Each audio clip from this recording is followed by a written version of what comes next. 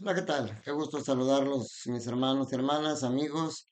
Qué gusto encontrarnos como cada día en este es un rincón del diácono.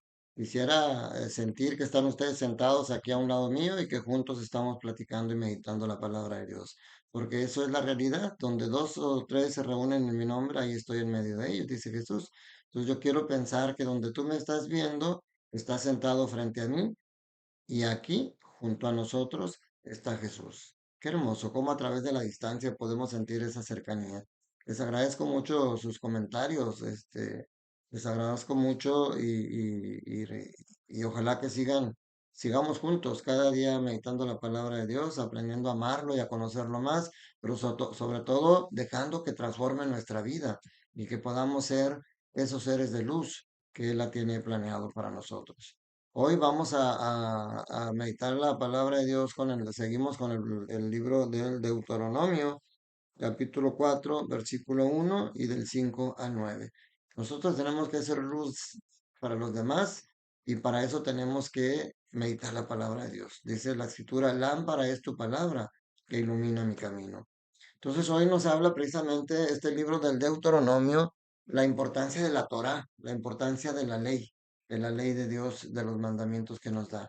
Les dice Moisés, ahora le escucha los preceptos, los mandatos y preceptos que te enseño, dice, para que los pongas en práctica y puedas así vivir y entrar en posesión de la tierra que el Señor Dios de tus padres te va a dar. O sea, los preceptos, los mandamientos de Dios no son para tenerlos de adorno o para aprendérnoslo de memoria, es para ponerlos en práctica.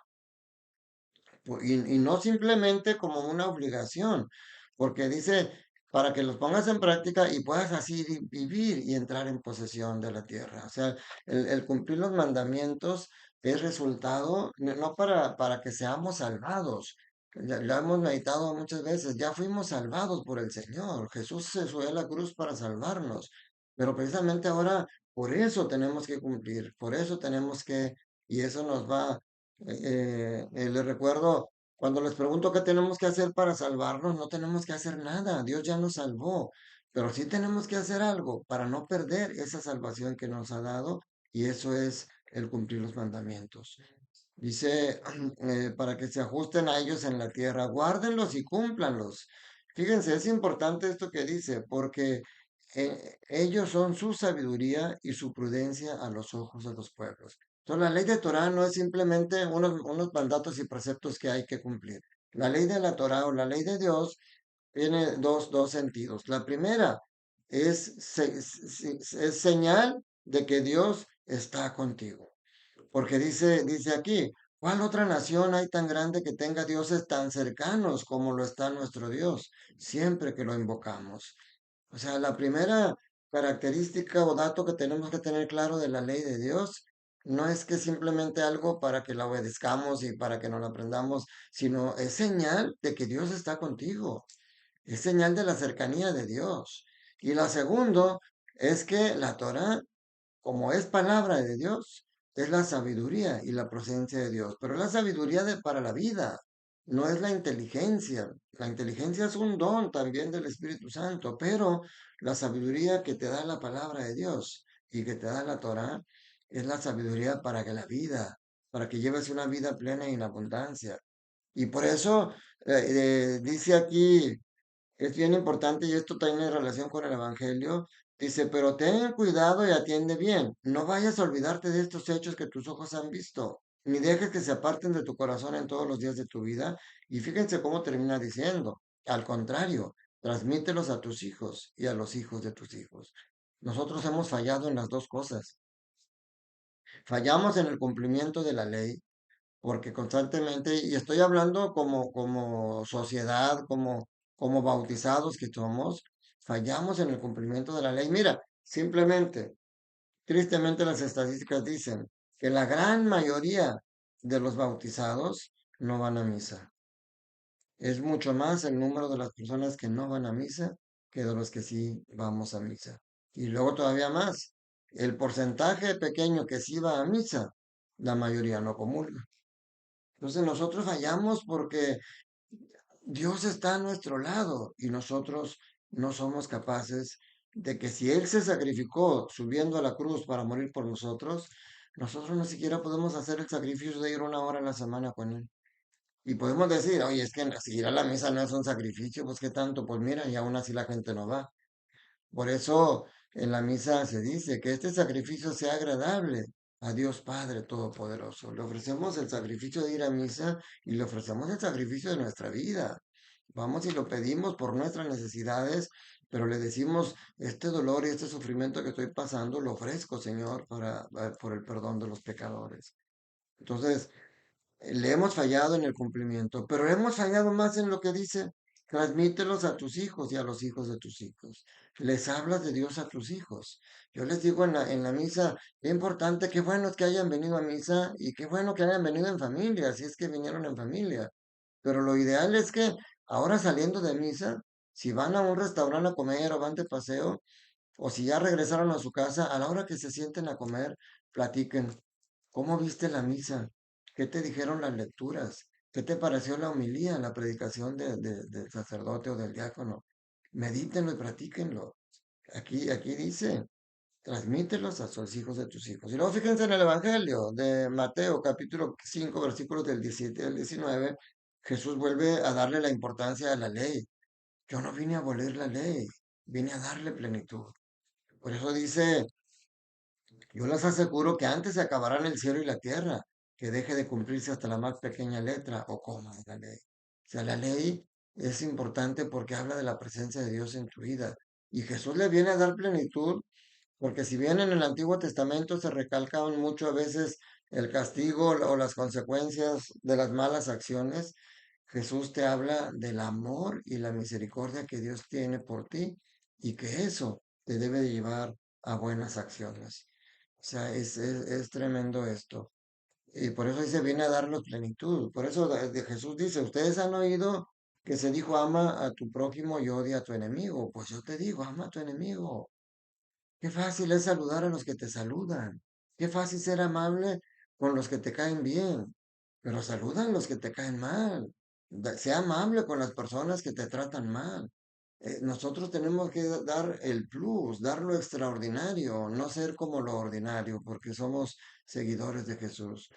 Por eso dice el que quebrante uno de estos preceptos menores y enseñe eso a los hombres, será el menor en el reino de los cielos. Y lo que termina diciendo aquí es paralelo a lo que terminó diciendo la primera lectura. La primera lectura termina diciendo, transmítelos a tus hijos y a los hijos de tus hijos. Y el Evangelio termina diciendo, el que los cumpla y los enseñe a los demás será grande en el reino de los cielos. Entonces, mi hermano, esa es la ley. Por eso el mandamiento más importante es el del amor. La ley es para que tengas vida. La ley es signo de la presencia de Dios en tu vida y de que se preocupa por ti. Porque cuando tú le pones a tus hijos restricciones, cuando tú le dices, no salgas hasta tales horas, no fumes, no hagas esto, lo que haces es porque lo amas desde chiquito. No metas la mano ahí porque te dan toques, no te subas a la mesa porque te puedes caer. O sea, los mandamientos de la ley de Dios parecen puras prohibiciones, no mates, no engañes, no odies, pero son nacidas del amor. Por eso son nacidos del amor también todas las restricciones que le pones a tus hijos. Y eso, en eso también hemos fallado ahora porque ahora somos muy permisivos. Estas generaciones nuevas son muy permisivos con sus hijos porque es que no quiero que sufra lo que yo sufrí, es que no quiero que le falte lo que a mí me faltó. Lo que no debe faltarle es tu amor, tu compañía, tu protección, que se sienta amado y protegido. Mira, ahora les bajamos tanto la canasta, no los dejamos que experimenten el dolor, porque, ay, no, pues a qué padre le gusta que su hijo sufra. Por eso yo le decía ayer a una persona, en estos días le decía yo a una persona, cuando yo estaba estudiando psicología y que hablábamos del suicidio, estoy hablando de los años 70, los suicidios entre menores de edad o jóvenes eran muy bajos. La mayoría de los suicidios eran de personas ya adultas que agobiadas por los problemas y un niño decíamos, ¿qué problemas tiene como para pensar en la muerte? Tristemente, mis hermanos, en esta época, en estos años 2000, se incrementa el número de suicidios en niños y en jóvenes. porque no les permitimos. Ellos no están acostumbrados a sufrir, a enfrentar problemas graves porque nosotros los protegemos. Entonces ya cuando llegan a cierta edad, a la hora que tienen un problema, no saben cómo resolverlo. Por eso a veces le llaman la generación de cristal el día de hoy. Y no es como una crítica, sino como una reflexión. ¿Qué estamos haciendo con nuestros hijos? Les estamos enseñando a ser fuertes para enfrentar las adversidades que el mundo les va a dar. Y les estamos enseñando que cuando su fuerza falle, está la fuerza de Dios para el que lo saque adelante. Pero si ni siquiera les hablamos de Dios. Vamos a pedirle al Señor, mis hermanos, ya estamos avanzando en esta cuaresma, que realmente meditemos, que es la mejor herencia que le podemos dejar a nuestros hijos es la fe. Tú le puedes dejar mucho dinero y el dinero lo va a gastar y lo puede volver soberbio y egoísta, pero déjale dinero amalgamado con el amor de Dios, con la prudencia de Dios, y entonces va a ser otra cosa. Enséñalo a que busque primero el reino de Dios y la justicia, y después todo lo demás se le va a dar por añadidura. Tantas cosas que podemos meditar, mi hermano, pero bueno, no podemos alargar estos videos porque yo sé, tienes que seguir tu vida, échale ganas a tu trabajo, échale ganas a tu estudio, échale ganas a la vida. Sonríele a la vida, sonríele al amor, porque Dios es amor y Dios está siempre a tu lado. Que la bendición de Dios Todopoderoso, Padre, Hijo y Espíritu Santo, descienda sobre ustedes, sus familias, trabajos, escuelas y permanezca para siempre. Te mando un fuerte abrazo y un saludo para ti y toda tu familia. Cuídate mucho, que estés bien.